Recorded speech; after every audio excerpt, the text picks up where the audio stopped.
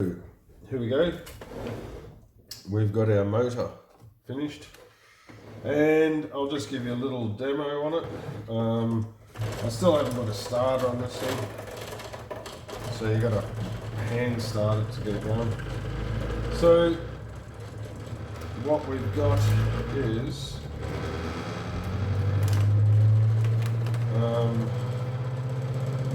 it's drawing way too much current. This thing doesn't draw any current. It's not supposed to anyway. So it's running at 80 hertz. 80 times a second or 90 times a second it's firing. What are we going to see? I'll turn it on the board. Here it is. So it's 95 times a second, so that's about 1300 RPM. So let's back it off a little bit. Down here, this amp meter's not right. The amp meter's inaccurate. It's drawing about half an amp. So I think that's 10 watts or something. Should be close to 10 watts. This motor, so that's it. It's 1500 RPM, and it's using less than 10 watts. Right, so righto, I'm running it with this. This is a power supply for a laptop. Here it is here. It's putting out at 19 volts. And what you've got is you've got these two here. So if you want to use it out the paddock or set up for solar, you just plug in a couple of wires here and hook it up to a battery. So you can use like a drill battery and put that there. And somewhere there is two wires. Anyway, doesn't matter, but you can just hook up battery here and go into there if you wanted to. So we run off a power supply or a battery. Righto, let's look inside. What else have we got? Around here is our rotor, our magnet rotor, and here's our drive coils. These drive coils are in two phases. So the rotor itself has got 4 high points, you'd call them a high point, and this stator, here's your stator, it's got eight high points. So one is going to be a high point, and then the next one's going to be a high point, the next one's going to be a high point, and the next one's going to be a high point. So it's 2 phases. It's running in 2 phases. Only one of them. Now, what's the problem with that? The reason why I don't like doing it is because when you pull them out and have a look, at any one time, if I get this out, here it is here, these magnets are really close, these coils are close to each other. So when this one energizes, that one beside it, by definition, I'll turn a bit more. So when this one energizes, this one and this one are going to energize. Well, what's going to happen? These other two are sitting doing nothing. They're going to get a reverse field put through them. So if this one goes north, that one by definition is going to become south. Simply because of the proximity, they're so close to each other. I prefer it if they're a little bit further apart. With this system, it does help. It is beneficial to have it doing that, and I'll show you that later on. Just shove that in there. As long as it don't get tangled up in your rotor, you wouldn't want your wire to get caught up in your rotor. Here it is around this side. Same deal. This one slides out. Sliding back in. Now we're going to go through it. So that's there. It basically is. Gives you a bit of an idea. What could you do with this? You could use it as a fan. So I'm using it to drive me capacitor modules, but you could just as easily put a fan pump here. And you know, they're a basic thing, they're a standard thing. And then put sides on it, have air come out one side because it's going round. So it'd suck in the bottom and in the top, and it'd throw the air out the sides, and you just put a a flexi pipe on the side here and running around. You could pump it under your house, or if you want to use an air pump for something, working a mine shaft or wherever you needed ventilation, you could pump heaps of air. This thing would pump heaps of air. Yeah, and it's very efficient, so it doesn't really. We're going to go through why it's efficient. And that's about it. I've put it in, so it's a basic concept. Here we have our power coming in. So here's our power, turn it this way, power coming in on these two, either here or here. Comes up, goes through our circuit breaker. I run that the negative side. This is the positive side. And then it goes through our amp meter. So here's our power coming in. Down here, I'll use a pointer stick so I'm not getting my big finger in the road. Power comes in here. I'll move a bit closer so you can see. Power coming in here and in here. There's a diode under there. Open it up a bit more. Diode to my circuit breaker. So if someone hooks it up the wrong way, it's not going to cause a problem. Power switch over here. So when the power turns on, turn it on. It's not. I'm just checking to make sure it's not drawing any current. Power in. Circuit breaker, switch, power switch. Circuit breaker, the earth goes to our amp meter and supplies our negative side of our capacitor over here. The power switch it on, and now it supplies power to our positive side of the capacitor, which is over there. And I've used this is speaker wire, high amp, I think it's 50 amp speaker wire. It's flexible. So when the door's opening and closing, you got, a bit of flexibility. So I'll turn around this way.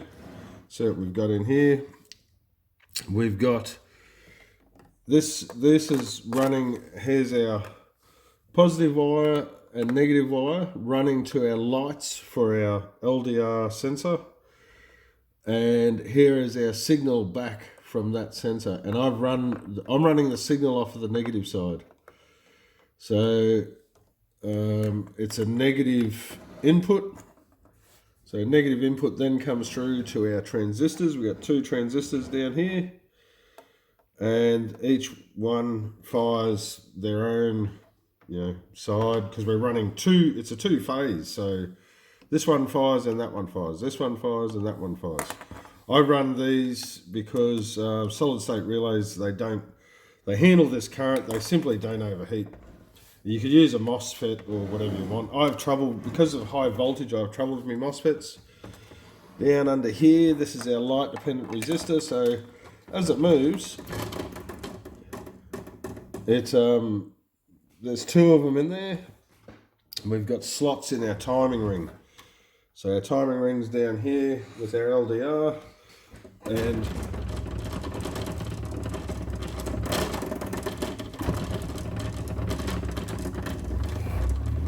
now you can adjust your timing, and I'll go through that with the thing in a minute, but you can just move this around to change when it's going to fire on top dead center. You could move it here or here, and we'll see that with the oscilloscope. In some places are better than others. Oh, way too much current.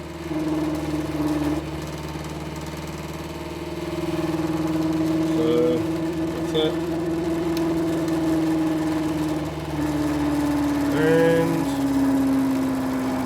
righto, so now we'll go through so I'll give you a quick look around it. We'll hook up our oscilloscope. So what we're looking for with our oscilloscope is we're looking for, there's the negative side, and here comes the positive side. So we'll put this on the positive side. So negative side and positive side of the capacitor. We could even go up to here, call this the negative side. Anyway, we'll turn on our oscilloscope and have a bit of a look at that. So this is what it's actually generating. I don't know. hand it on. Can't see it.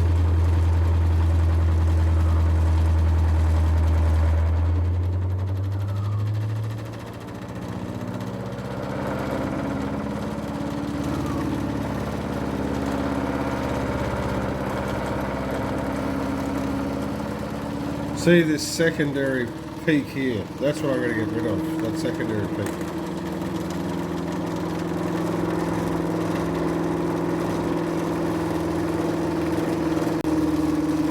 So to get rid of that secondary peak, I have made this up. And with this design here, there should be no way that there is a voltage. There should not be any negative voltage on that.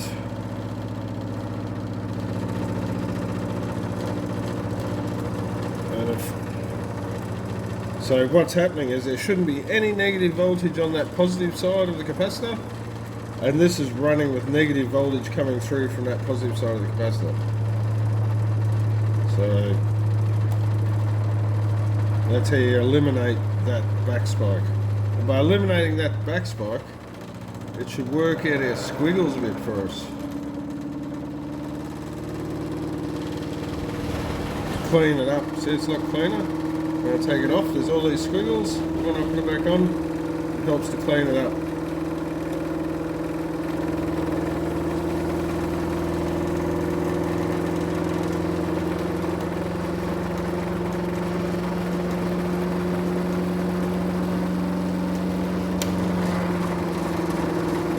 So that gives you a bit of an idea there.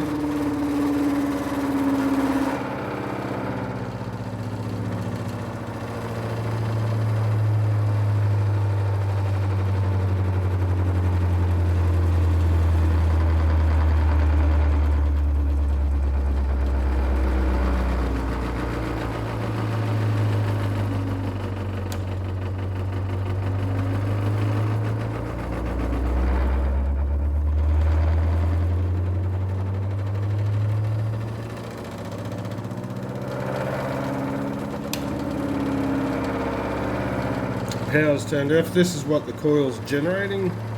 This is being generated out of that as a motor, as a generator, if you were to run a generator on it. There's no capacitor, there's no energy left in the capacitor, it's only what this is generating.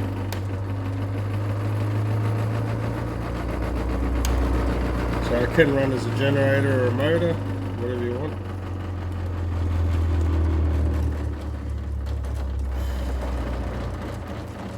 Alright, so that gives you a bit of an idea on all of that. I think we haven't missed anything there. It's pretty straightforward, it's a straightforward system. So that's good. We'll move on to the other side. So, I've made a little list of the things. Now, I've been mucking around with these magnet motors. To me, magnets are, I've seen heaps of different stuff on them, right? It's hard to, you know, there's a lot about a magnet. To me, it's equivalent to a battery. If you look at all the physics videos, they define, the only way they can define it, the strength of a magnetic field is so many amps of wire, so many amps running through a certain thickness of wire with so many turns. So if you, that's how they rate the strength of this. That's how they calculate it. They compare it to electricity in a wire with turns in it to give you that magnetic field. So basically it's equivalent to a current in a wire, isn't it? A steady current in a wire. Permanently running through a wire too, mind you. Anyway, this represents, so to me, this represents a form of energy. You take it as you will. Righto, most of the, if you look at all of the motors in society that we use today, they're all balanced 50-50. Quite a lot of the time they have a north-south alignments. And I have got this going here. I'm going to do this. I've done up some little things, some little drawings here. So we'll go. This is representing these three magnets. and I can cut this in. So we've got, if we had north here, so if this one was north, south, north, what would happen is the flux that is coming, so there's flux coming out of this rolling around here, and there's flux coming out of the bottom rolling around here, and then here at the halfway point is called the blotch wall, I believe. That's what they call it. So this is zero curvature. It's a flat plane. It cannot be, the flux is equal coming out both sides. So this is perfectly flat, like a solar plane or a galactic plane or whatever, a universe plane. We only exist on the plane. We can't exist above it. We can't exist below it. We can only exist on that plane. So you have this force. Here's a force. This is magnetic field lines. What happens if I put a south against it here? If this one's a south, well, that is going to go really short. It's going to go straight into that one. And under here, it's going to go straight into that one. So what's going to happen is my magnetic field is going to be reduced. Instead of being up here, it's going to be really flat. And there, it's going to compact. If I put north, south, north, south, north, south, and I continue that along, I'm reducing the size of my magnetic field. So let's go back. What if we just did all north, north, north, right? Well, what's going to happen? Well, the flux coming out of here can't get over there because this one's coming out of here. So it's going to push up higher. And if you understand about statics, it's, you know, so these magnetic fields are now further away from the magnet. On this side, they wouldn't be, they'd still be low.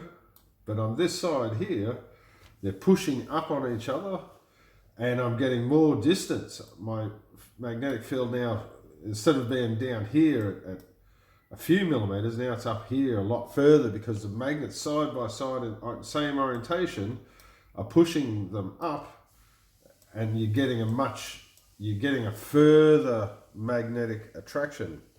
You know, you're pushing your fields out. So that's one thing. You're also guiding the magnetic fields, right? Righto. So that's north-south. So all my motors are in this configuration, all north up, because that way I know the sections here where the magnetic fields are, this area here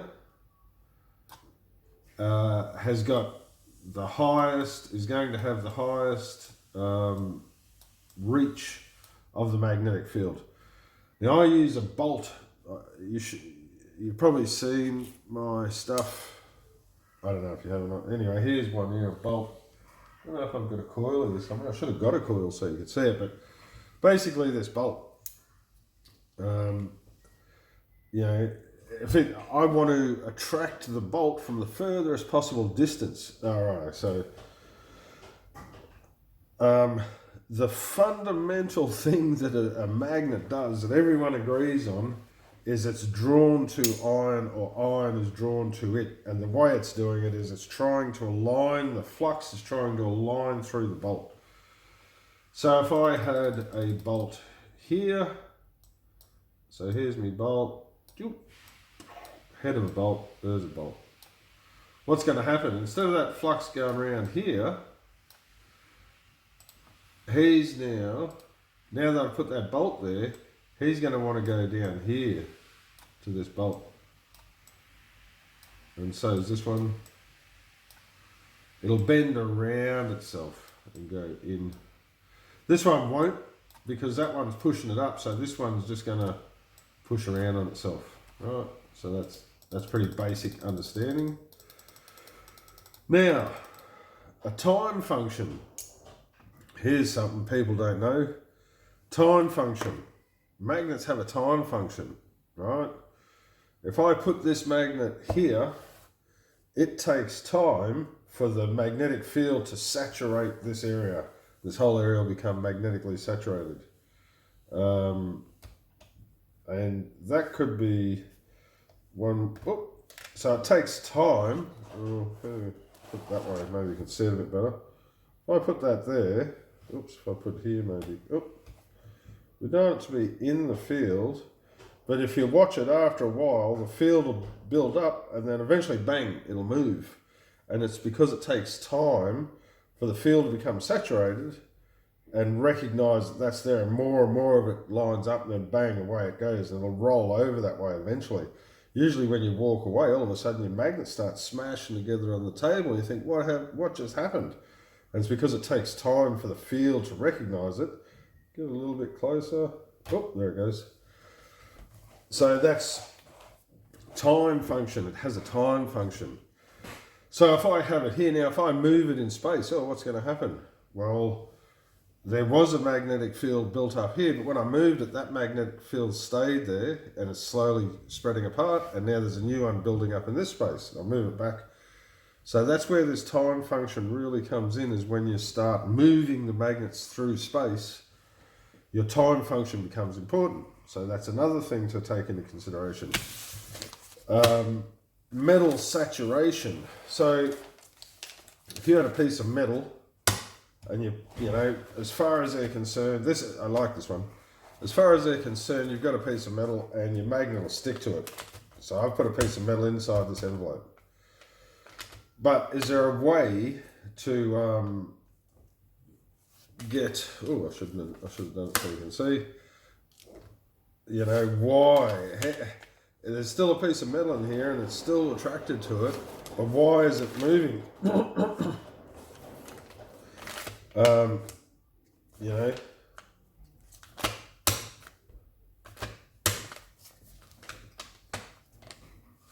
so for some reason it wants to move this way, and I'll show you the reason why when we open up the envelope and we look at our piece of metal. We can see that we've got a narrow end at this end and a thicker end at this end, and what's happening is the magnet, when you put it on there, is wanting to get more metal. You know, it doesn't want to roll. It's saturated here, so the metal's saturated. It's found a great spot, but here it can see that there's more metal. That's rolling uphill.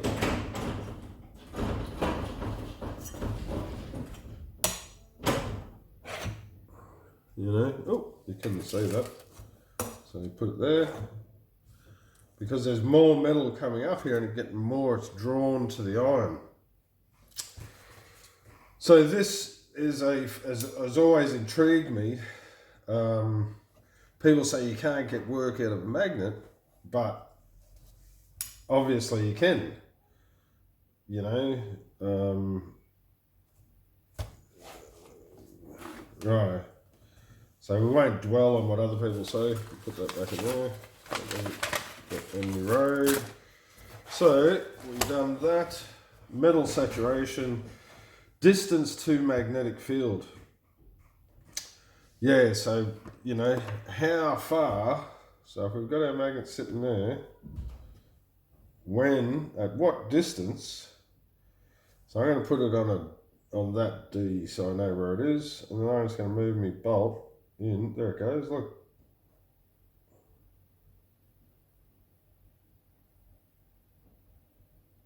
Oh, see that? So I know it's recognised it at that distance.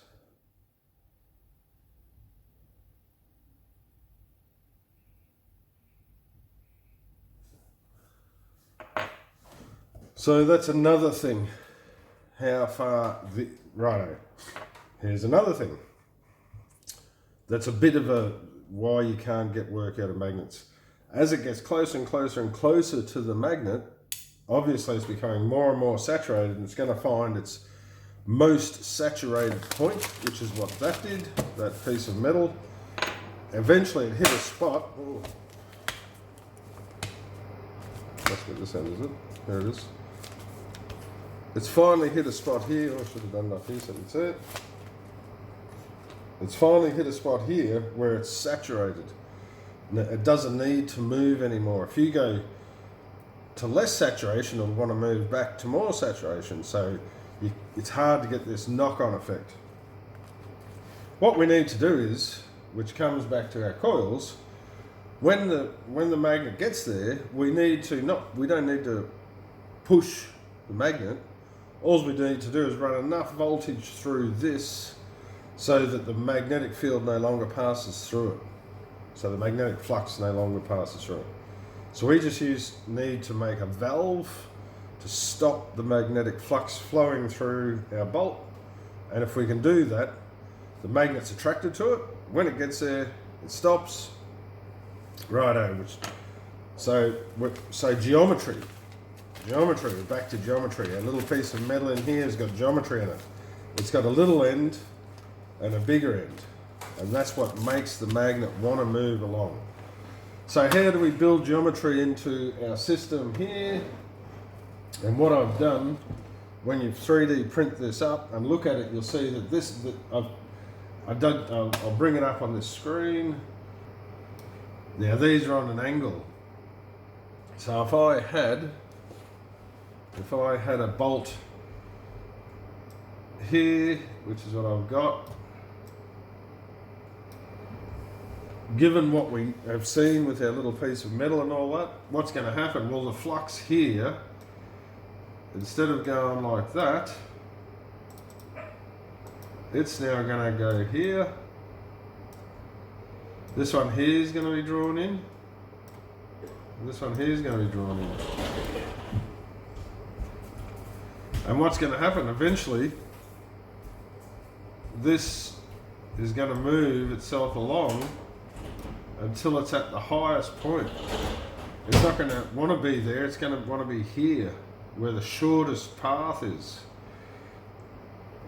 When the magnet moves in this direction and gets to the shortest point here, that's when we turn our coil on. So we've got a coil wrapped around this thing. We energize our coil, the magnetic flux can no longer go through there.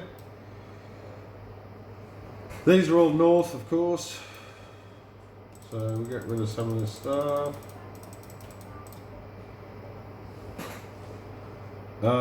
There's a gap here, so what's happening? This gap is, even though it's small, it's enough of a gap, a tiny bit of flux is getting through here. So if this is, say, south on the bottom, south on the bottom, south on the bottom, this gap here is going to be north. So when we've got our bolt here, we energize it, we're going to make it, that's north facing up, so we're going to make that north facing down. And it's going to want to dive into this gap, and it's going to, so we'll get, so it's going to want to push into this little gap here. There's another thing that's happening here, and I will show you that as well. Velocity. We went through a time function, now we're going to do velocity. The magnet's moving in this direction on a rotor. Here's the rotor. What's happening? Well, that flux that was coming out is coming out here. It's not going like that because the magnet's already moved. So this flux at the front is coming up. The flux at the back is rolling over, but now it's hitting this one. So the flux here would be rolled over quick because it's on the end. But the flux at the beginning wouldn't roll over in here. It wouldn't roll over. It might just a little bit, but most of this flux is pushing out. The magnet has moved, and now the flux is pushing away from the magnet, sort of thing. It's pushing up. So it's adding on. This flux adds on to that flux. When we fire our little bolt, it's sending the flux through here. It breaks, bang, there's a break in there and a break in here. Whenever we fire it, moves on to the next bolt. We fire it, bang, it shoves down through the gap. So you're going to leave a little gap. But what's happened? If this is 30 mil, which it is, and the gap between them is 5 mil, we only have to pay for 1/6 of the distance of this. So we're only paying for 1/6. If you had a north-south motor, you're paying for 50%. You're paying for 100% because you're firing it both ways. But with this, you're only firing it when it reaches top dead center. You're cutting off, and you're not pushing. You're, righto, so hang on, I've got to go back again. Let's open a new one.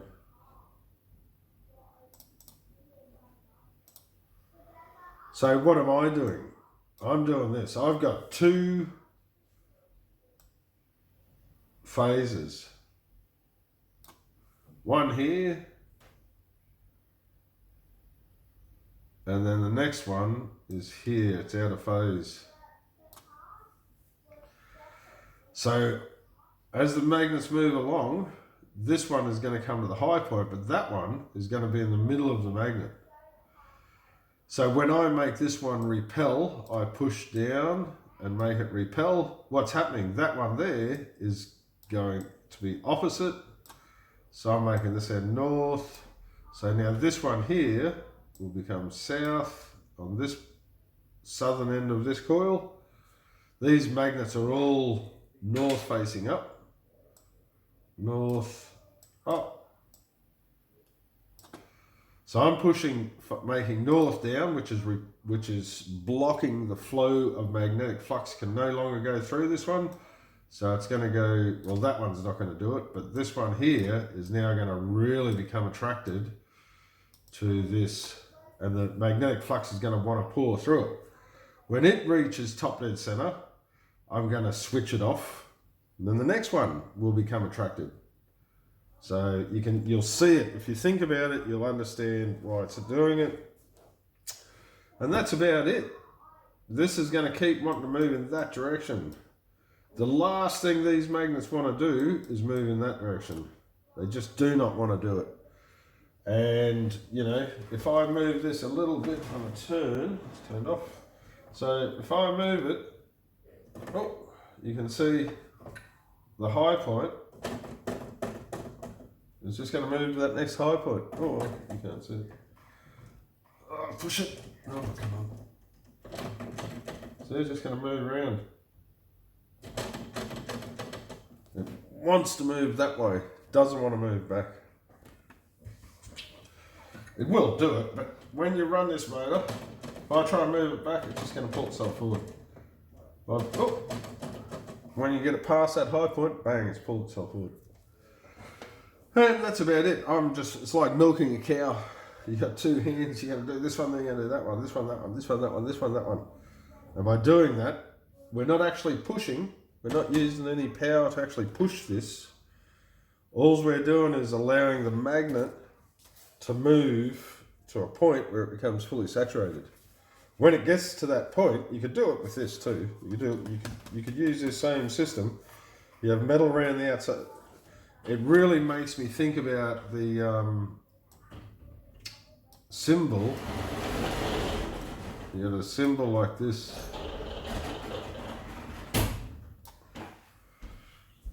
I forget what they call it. Pisces or whatever.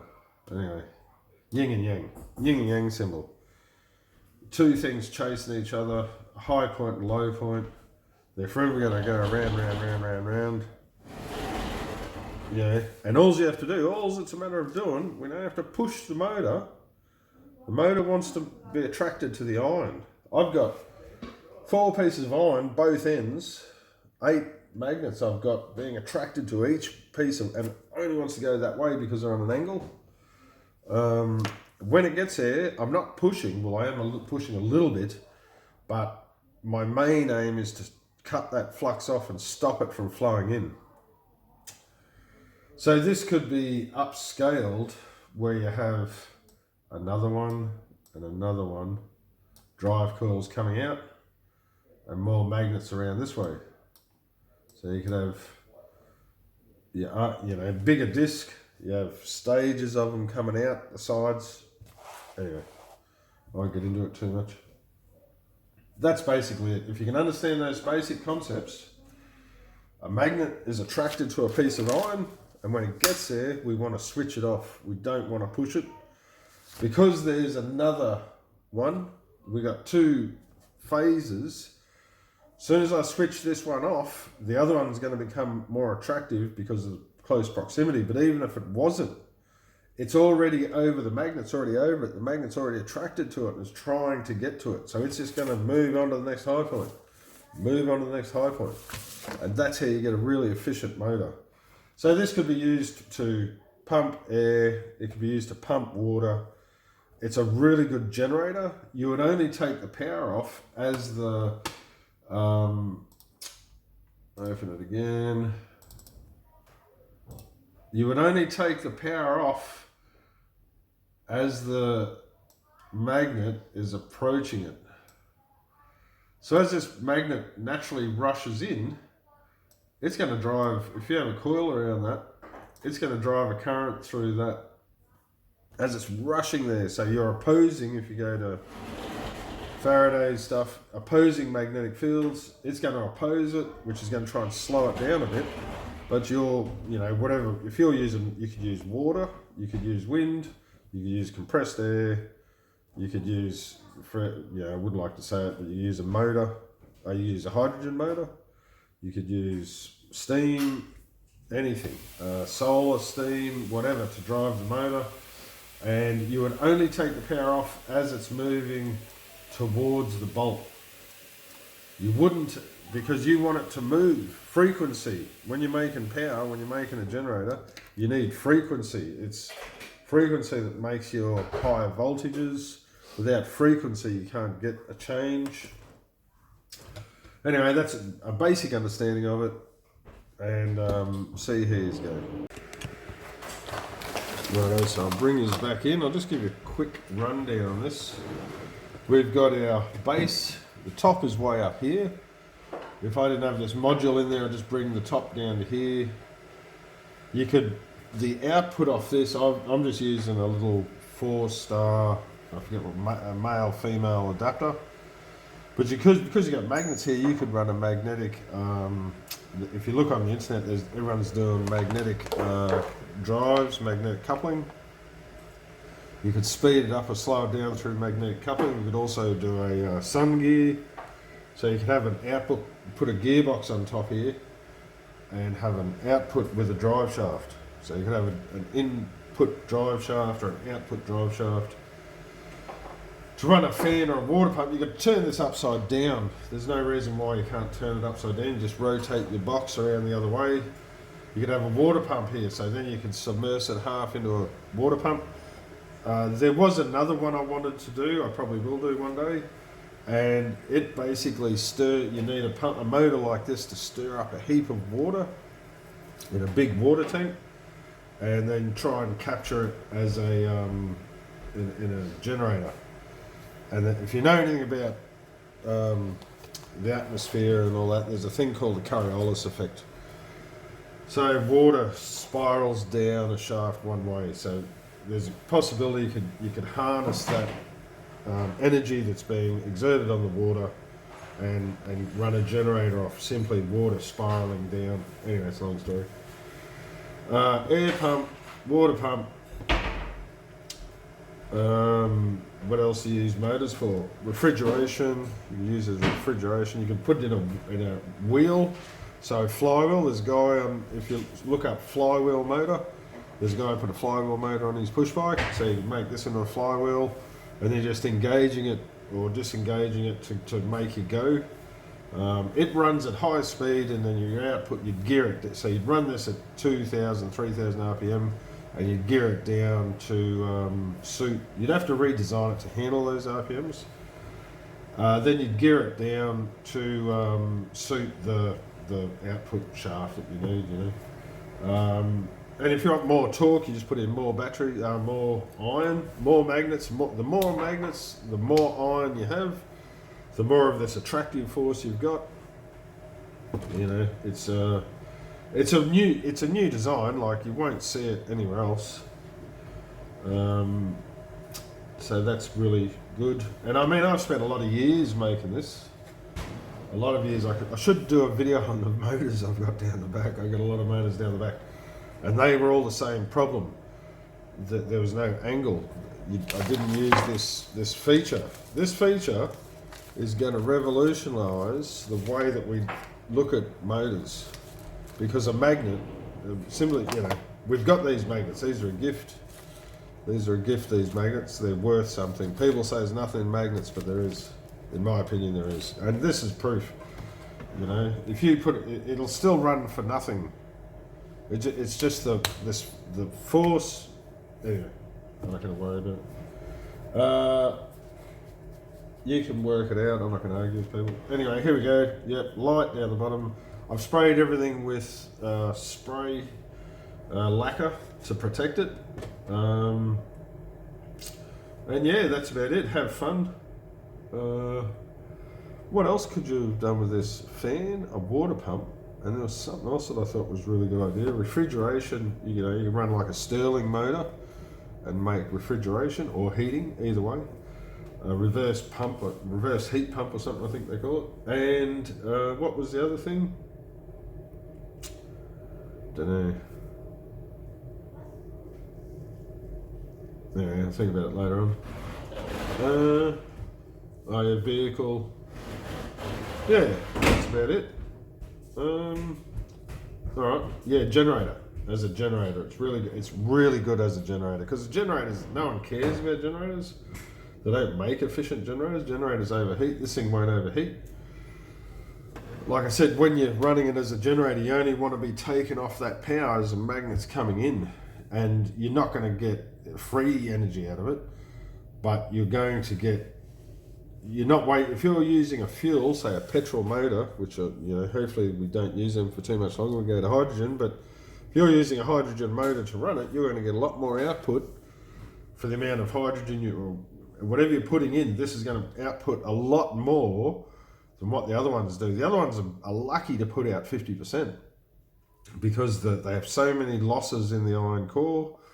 They're dragging themselves down in both directions. They're not good. This thing's a much better efficient generator for generating power. This is pretty good. All right, and that's about it. There's nothing else to tell you. All right, no worries. See you later.